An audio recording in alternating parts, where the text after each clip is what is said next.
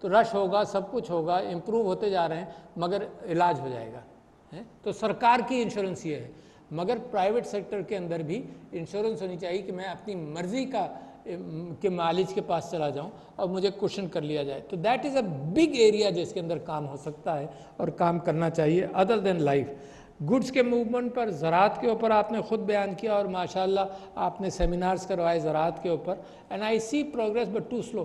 देखो पाकिस्तान तरक्की ऐसे नहीं करेगा जिस तरह से खरामा खरामा में और आप चल रहे हैं, it won't progress. The world is progressing very fast. हम उसी स्पेस के आदि हैं जो माजी है, और कभी हम एक कदम आगे रखते हैं पर दो कदम पीछे लेते हैं। तो पाकिस्तान इस तरह से नहीं। द बिगेस्ट सोल्यूशन, अगर मुझे मेरा एक्सपीरियंस ये 4-4.5 साल का अगर प्रेसिडेंसी का मैं आपको बताऊं, तो the biggest experience I have is कि मैं ब्यूरोक्रेसी को और ख़ुद और पॉलिटिशियंस को और सारे इदारों को अगर एक चीज़ उनके अंदर इम्प्रूवमेंट की बड़ी गुंजाइश है, वो ये फास्ट डिसीजन मेकिंग। और मैं आप लोगों के मसाइल के एतबार से बता दूं कि मेरे पास electronically I been very familiar. तो यहाँ तो कुछ बच्चे होंगे जिनकी उम्र भी इतनी नहीं, बट 82 में I bought my first computer, and since then I am computer 82 में पूरा कंप्यूटर फेमिलियर।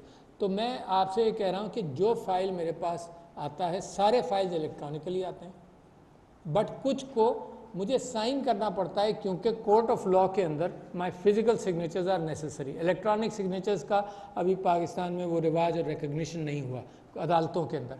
तो कोई फाइल, और पिछले साल के कई हज़ार केसेस होंगे, ऑल फाइल, मैं not a single file stage with me for more than a few hours, और ऑफिस टाइम के बाद आएगा तो दूसरे दिन वो साइन हो चुका होगा, नॉट अ सिंगल फाइल। तो ये मैं क्लेम जब आपसे रिक्वेस्ट कर रहा हूँ तो खुद प्रैक्टिस करके रिक्वेस्ट कर रहा हूँ कि नॉट एक दिन कोई फाइल नहीं रुकता मेरे पास। शायद गिनती के 4 या 5 फाइल हैं, अगर मैं आज याद करना शुरू करूँ कि 4 साल में रुके हैं, तो 4 या 5 फाइल होंगे जिनके अंदर बहुत बड़ी कसर थी और मैं उसको आगे नहीं निकाल सका। अब आप ये तसव्वुर कीजिए कि सदर साहब के साथ सारी तहकीकात के साथ एक चीज़ आ गई।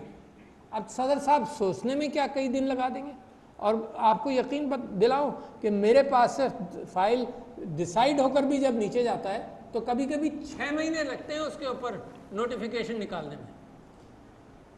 Can you imagine? 6 महीने तक लगे हैं उस पर नोटिफिकेशन निकालने में और कभी निकले भी नहीं। तो लिहाजा मैं ये समझता हूँ कि ये चीज़ें बेइंतहा ज़रूरी हैं। और जैसे इंश्योरेंस सेक्टर के अंदर तो बहुत बड़ी एक और चेंज आ रही है जो इंश्योरेंस सेक्टर में ज़्यादा आ रही है, दूसरे सेक्टर्स में कम। रिस्क एवर्जन के एतबार से there is so much data around और so much ability to analyse that data. Artificial intelligence के ज़रिए इतना डेटा अवेलेबल है रिस्क एवर्जन के एतबार से, रिस्क कैलकुलेशन के एतबार से, एग्जैक्ट रिस्क कैलकुलेशन के एतबार से, कि इस चीज़ के अंदर 1 लाख की इंश्योरेंस के हवाले से इतना प्रीमियम होगा, लाइफ में इतना होगा, इस उम्र में इतना होगा, इसको कोई बीमारियां हैं इतना होगा। इन सब चीज़ों के एतबार से there are tremendous tools which you have to avoid risk or build in the risks which are necessary to improve that. और ये भी बड़ी तेज़ी से चल रहा है। मैं आपको बता रहा हूँ, आजकल आप पढ़ रहे होंगे कि सारे साइंटिस्ट ने, सारे टॉप लेवल के कंप्यूटर एक्सपर्ट्स ने, फिलासफर्स ने अब ये दरख्वास्त देना शुरू की है कि इसको ब्रेक लगाओ, इस टेक्नोलॉजी को थोड़ा सा ढीले कर दो। मो गौदात की एक किताब है स्मार्ट टेक,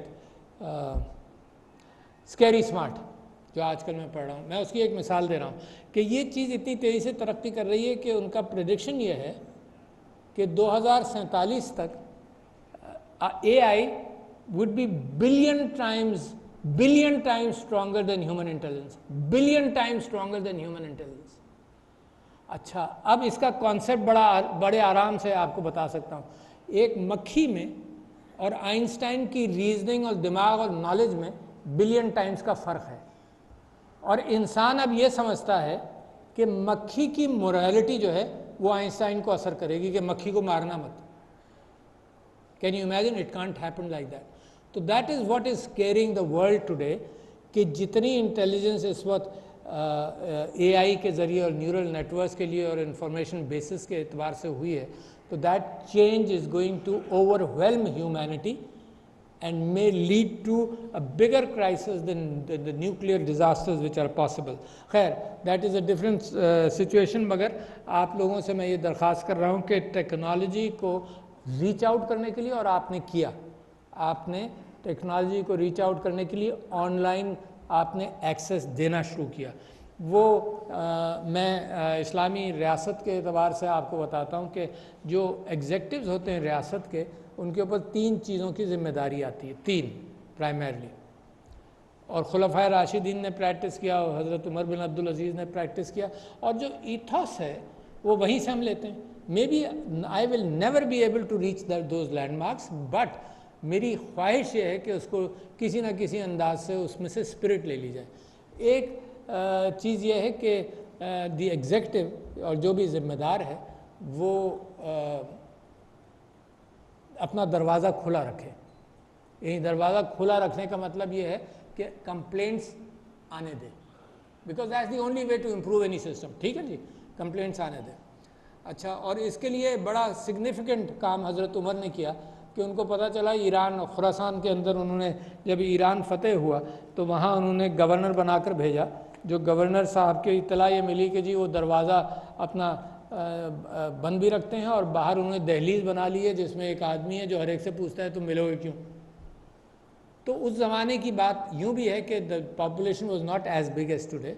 तो हज़रत उमर ने एक आदमी भेजा, कोई साहबी भेजे होंगे, कोई अपने रफ़ीक भेजे होंगे, हज़रत उमर रज़ी अल्लाह अन्हु ने वहाँ भेजा और उससे कहा कि पहले तुम दहलीज तोड़ना, उसके बाद गवर्नर से मिलना, और कहना कि जी अगर आप दरवाज़ा अपना खुला नहीं रख सकते तो आप वापस आ जाएं, हम कोई और ज़िम्मेदारी दे देंगे, मगर ये नहीं हो सकता कि आप आवाम के लिए दरवाज़ा ना खुला रखें। अब आपने क्या किया, इस वक्त access the through telephone, through zoom, ये एक्सेस बहुत ज़रूरी है, और इसका प्रचार होना चाहिए कि किसी को जाने की ज़रूरत नहीं है।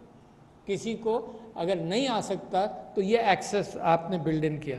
उसके साथ साथ मैं ये समझता हूँ कि आपको मुबारकबाद देता हूँ कि आपने 3 दफातर से 8 फिज़िकल दफातर भी कर लिए, और इंशाअल्लाह आप इसको बढ़ाते रहेंगे।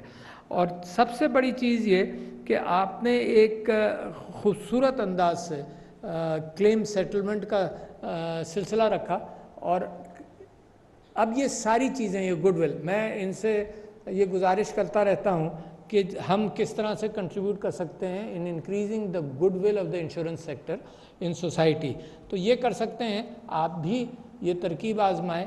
हम ये करते हैं कि जो अच्छे केसेस हैं जिसके अंदर, अच्छा अच्छे केसेस से quantum of money is not the issue, compassion with a small individual is issue. इन्होंने भी जो बात पढ़ी वो ये पढ़ी कि 2 लाख रुपए की इंश्योरेंस थी बस, जब उसको मिली वो रोई। These are the things which touch the hearts of the people. इससे गुडविल बनती है इन चीज़ों से। तो उसकी खबरें ज़्यादा बनाया करें। अखबार मुंतज़िर होते हैं, टीवी के मुतालिक तो मैं नहीं कह सकता कि वो मुंतज़िर होती। आजकल टीवी तो इस चक्कर में ज़्यादा है कि लोग झगड़ा करें हैं और उनके रेटिंग्स बढ़ें, मगर अखबार भी और सभी मीडिया मुंतज़िर रहता है कि रियल ह्यूमन रिलेटेड इश्यूज़ का प्रचार किया जा सके। तो मैं समझता हूँ कि आप सब लोग मुबारकबाद के मुस्तहिक़ हैं, मगर you raise a concern regarding tax, sales tax and any other tax coming in. अच्छा, जहाँ भी मैं आजकल जाता हूँ, ये पहले भी जाता था, किसी सेक्टर में चला जाऊँ तो हर सेक्टर ये कहता है, और ये फाइनेंस मिनिस्ट्री हर सेक्टर के इस प्रेशर